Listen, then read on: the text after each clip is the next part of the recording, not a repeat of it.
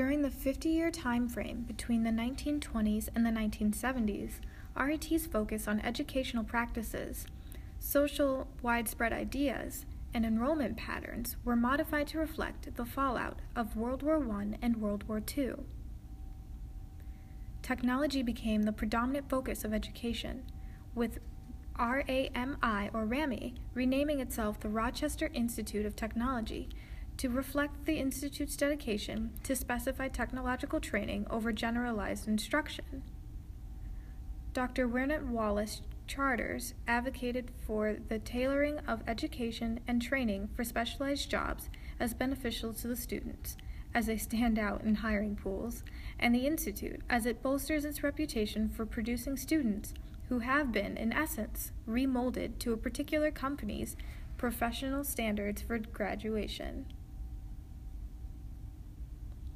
Indeed, the idea was so attractive and impactful that Charters was given a farewell scrapbook in 1939 as a tribute.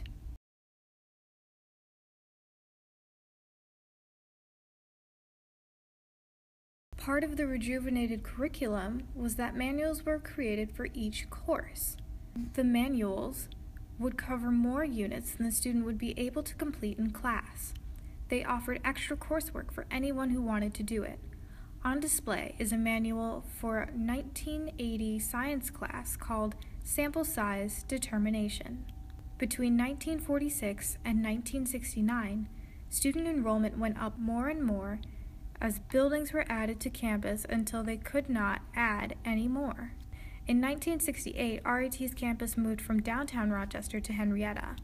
After World War II, RIT was still not issuing degrees, and this led them to direct competition with other schools in the state that had the same programs as RIT, but were giving degrees.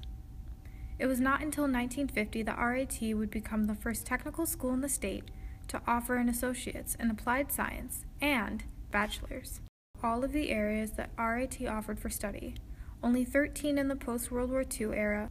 Compare that to the more than 100 majors offered at the school now, plus the minors and immersions offered. Classes also were only offered as evening and extra classes to help the majority of the population of schools, since most came from the local businesses, such as Golisano and Kodak.